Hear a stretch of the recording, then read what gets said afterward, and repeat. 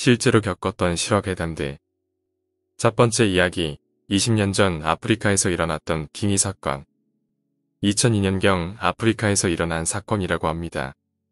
아프리카 남부에 위치한 짐바브웨의 카르지 마을은 상당한 외진 곳에 있는 시골 마을이었습니다.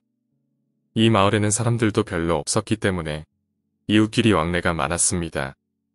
그런데 어느 날 이 마을에서 이상한 일이 일어났습니다.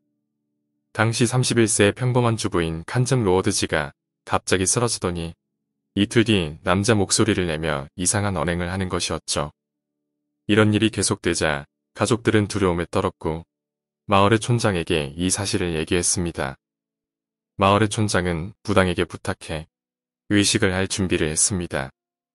짐바브웨에서는 카비키로라는 독특한 의식이 존재하는데 억울하게 죽은 사람의 영혼이 산 사람에게 들어오면 그것을 해결해주는 일종의 굿이었습니다. 무당은 칸젠에게 찾아가 그녀의 몸속에 들어온 것으로 추정되는 혼령과 영적 교신을 하고는 할 말이 있으면 분명하게 해줬으면 한다고 간청했습니다. 이틀 뒤 마을 사람들은 칸젠의 집에 모여들었고 무당의 주최로 카비키르화가 열렸습니다. 잠시 몸을 떨던 칸젠은 묘를 부릅뜨고 남자 목소리로 울분을 토했는데 그 혼령은 자신이 29년 전에 실종된 칸젠의 둘째 오빠라고 하는 것이었습니다. 칸젠의 오빠는 29년 전 마을을 점령한 로디지아 군인들에게 붙들려간 뒤 행방불명이 되었고 사람들은 그가 살해당했다고 믿었습니다. 그런데 칸젠의 입에서 나온 소리는 그가 살해되었다고 했는데 로디지아 군에게 죽은 게 아니라고 했습니다. 칸젠의 입에서 나온 소리는 뜻밖에도 자신의 친형인 다누가 친구 3명과 결탁해 그를 로디지아 군에게 비밀 저항 조직원이라고 거짓으로 밀고 했는데 그가 무혐의로 풀려나자 그를 마중 나오는 척하며 잔인하게 살해했다는 것입니다. 형이 그를 죽인 이유는 유산 문제였습니다. 당시 칸젠의 둘째 오빠가 실종되자 모든 부모의 유산은 집안의 장남에게 돌아갔었죠. 칸젠에게 붙은 둘째 오빠는 자신은 오랫동안 힘을 들여 키렙이라는 악령이 되었으니 자신을 죽인 큰형과 공범자들이 죄값을 치르지 않으면 마을에 재앙을 내리겠다고 경고했습니다. 이 경고를 들은 다누는 자신은 결백하다고 이 일을 무시했습니다만 며칠 뒤 마을에 큰 산불이 나고 마을 사람들이 연달아 사고를 당하고 전염병이 돌기 시작했습니다. 이에 마을 사람들은 이 모든 일이 다누 때문이라고 생각하고 다누를 살해하고 다누의 아내와 자식들을 추방시켰습니다. 다누의 아내는 이 일을 경찰에게 알렸고 경찰은 다누를 살해하는데 동조한 마을 사람들을 구속했죠. 이 과정에서 마을 사람들과 공권력의 심한 대립이 계속되었고 정부는 마을 주민들에게 벌금형을 내린 것으로 일단락했습니다. 이 일로 다른 나라의 외교관들과 마찰이 있다고는 합니다만 짐바브웨는 나라 곳곳에 주술적 신앙이 성행하고 있는데 제대로 하는 것 없는 독재 체제에 무능한 정부로서는 여기에 직접적으로 통제를 하기 힘든 형편이라고 합니다. 두 번째 이야기, 여관에서 있었던 일. 20살 때였습니다. 부산 광안리에 오래된 여관이 있는데요. 다른 모텔보다 생긴 지 오래돼서 좀 낡았습니다. 사는 곳이 거리가 좀 돼서 광안리 바닷가에서 여자친구하고 놀다가 버스도 끊기고 택시 타고 가기도 뭐해서 여관에서 하룻밤 자고 아침 일찍 나갈 생각으로 여관에 들어갔습니다. 들어가서 계산하고 계단으로 올라가는데 붉은색 조명으로 되어 있어서 그런지 촌스럽다고 여자친구하고 웃으면서 올라갔습니다. 방이 304호였는데 안에 여관 구조가 어떻게 되어 있냐면 문을 열면 바로 정면에 화장실 들어가는 문이 있고 왼쪽 방문을 열면 침실이 있습니다. 들어가면 TV 바로 옆에 거울이 있었고 맞은편에 침대가 있었죠. 여자친구가 잠이 안 왔는지 TV 좀 보다가 잘 거라고 하길래 전 피곤한 나머지 샤워하고 잠이 들었죠.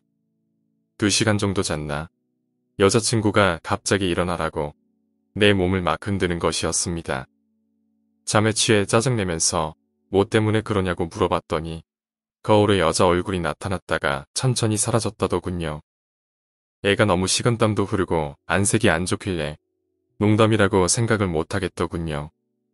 어떻게 된 건지 물어보니 TV를 보고 있는데 옆에 거울이 있어서 그런지 누가 자꾸 자신을 쳐다보는 시선이 느껴져서 봤더니 머리 긴 여자가 노래 보고 있더랍니다.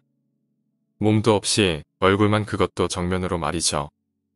겁에 질려있는 여자친구를 달래서 재우고 저도 피곤해서 빨리 자야 되겠다 싶어서 눈을 감고 어느 정도 잠이 들 무렵에 갑자기 여자가 노래 흥얼거리는 목소리가 한쪽 귀에서 한쪽 귀로 새어나간다고 해야 하나? 노래 듣다 보면 어느 부분에 한쪽만 효과음 내는 거 있잖아요. 그런 소리가 들리더군요. 아니나 다를까 여자친구가 귀신을 봤다는 말이 생각나서 좀 아찔하더군요.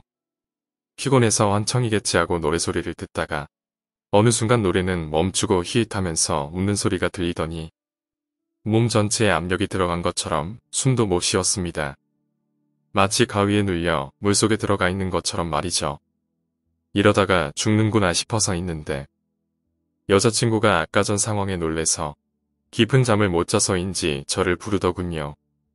말도 못하는 상황에 어떻게든 해보려고 몸을 떨었더니 그제서야 여자친구가 뭔가 얘가 이상하다 싶어 제 몸을 있는 힘껏 흔들었습니다. 한 2분 정도 흔들더니 눈이 떠지면서 가위에서 풀리더군요. 일어났는데 몸은 흥건히 다 젖어 있었고 너무 무서워 왕의 불을 켜고 여자친구랑 TV를 보면서 밤새도록 잠을 못 잤던 적이 있었습니다. 어떻게 된 건지 귀신을 봤다고 했다. 여자친구의 말을 반신반의하며 들었는데 그 얘기를 듣고 얼마 안 있다가 제가 그런 상황에 처하니 너무 무섭더군요. 그렇다고 기분 나쁘다고 나갈 수도 없는 문제고 방을 바꾸려니 카운터 아줌마는 자고 있고 해서 밤을 새고 나왔습니다. 가위 현상이랑 비슷한데 몸 안에 장기 구석구석 압박감을 준다고 해야 될까요? 그날은 생각하기도 싫은 하루였던 것 같습니다. 세 번째 이야기, 소름 끼치는 유서.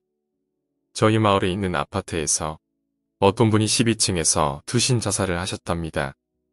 저희 마을이 군이기에 좁은 마을이거든요. 그래서 어르신들이 여기저기 모이셔서 여러 가지 이야기를 자주 나누시죠. 아버지께서 고기를 친구분들이랑 같이 마당에서 구워 드시고 계셨는데 며칠 전에 자살한 분 이야기가 나왔답니다. 자살한 분이 유서를 한 장 남기셨다는데 들은 내용을 말하자면 이렇습니다. 자살하신 분이 꿈을 꾸었는데요. 아파트에서 길을 잃어서 헤매고 있었다고 합니다. 몇 시간을 헤매면서 아파트 계단을 뛰어다니시다가 겨우겨우 길을 찾아 밖으로 빠져나왔다고 합니다. 주변을 둘러보니 그분이 사는 아파트였다고 하더군요.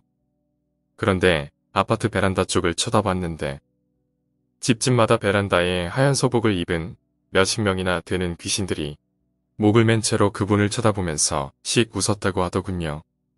더 이상한 건 남자의 머리를 들고 있던 귀신이 그 중에 딱 한 명 있었다고 합니다. 그 귀신 역시 그분을 보면서 씩 웃더니 들고 있던 머리를 아파트 바닥으로 떨어뜨렸다고 합니다.